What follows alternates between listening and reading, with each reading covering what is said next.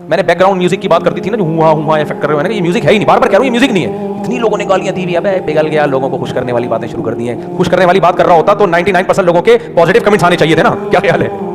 اس کا مطلب پبلک کا خیال کیے بغیر بات کی ہے. اور یاد رکھو کچھ مفتی ممبر پہ وہ فتوا دے رہے ہوتے ہیں کہ جب وہ خود الجھتے ہیں نا، وہ خود بھی اس پر عمل نہیں کر پاتے، پھر لوگ گالیاں دیتے ہیں کہ دیکھو اپنے لیے فتوا کچھ اور دوسروں کے لیے کچھ اور ہے. تو پہلے تحقیق کر کے وہ بات کر لو جو سوٹیبل ہو، سوسائٹی میں چل سکتی ہو. ایسی بات سوسائٹی میں کرنا، جس سوسائٹی میں لوگ مائیکل جیکسن کے ڈانس سیکھ رہے ہوں اور ٹھشن پھشن کر کے شراب کباب چل رہی ہوں، اس میں آپ اتنی سخت بات کرو گے کہ ایک افیکٹ پیدا کرنے کے لیے بیک گراؤنڈ میں ایک صرف آوازیں ڈالی جا رہی ہے، اس کو بھی حرام کہو گے. یہ چلے گا سوسائٹی میں؟ جو یوٹیوب پہ بزنس کر رہا ہے، پروڈکٹ بیچ رہا ہے، وہ کیسے چلے گا سوسائٹی میں؟ یہی مولوی جو حرام کہتے ہیں کل خود بزنس کر رہے ہوں گے، ان کے بچے کر رہے ہوں گے، چلا رہے ہوں گے. یہ سمجھ میں آ رہی ہے بات کہ نہیں آ رہی؟ وہ پھر چلا رہے ہوں گے اس کو بیٹھ کے.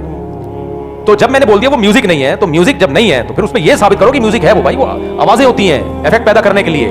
وہ اب آج کل سوشل میڈیا اور میڈیا کا حصہ بن چکی ہیں وہ آوازیں. میں ایسے علماء کو جانتا ہوں جنہوں نے اتنی شدید مخالفت کی نا ویڈیو کی، حرام ہے حرام ہے حرام ہے حرام ہے، ان کے اپنے بچے باغی ہو گئے. کیونکہ بچنا ممکن ہے ہی نہیں ایک چیز سے، ناممکن ہے. آپ اس سوسائٹی میں وہ بات کر رہے ہو جو پریکٹیکلی پاسبل ہے ہی نہیں. اس کو 20 جگہ اس کی ضرورت پڑے گی.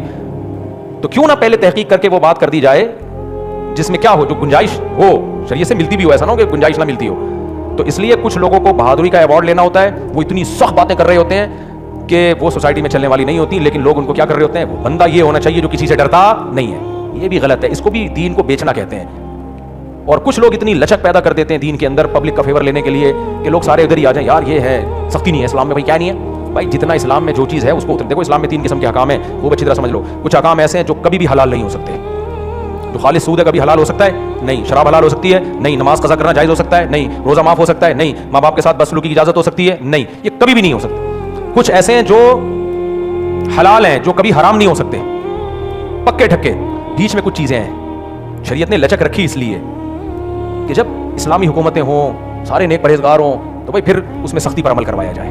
اور جب لوگوں کا میں ایک نہ ہو اتنی استعداد، چاروں طرف برائی کا ماحول ہو، پھر اس میں کیا پیدا کی جائے؟ بولو نا، نرمی. اسی وجہ سے اس میں اختلاف ڈال دیا فقہا کے درمیان، اتفاق نہیں ہونے دیا. تو پھر جو صحیح عالم ہوگا، مفتی ہوگا، وہ دیکھے گا کہ یار اس میں چاروں طرف غور و فکر کر کے وہ ایک بیلنس رائے قائم کرے گا.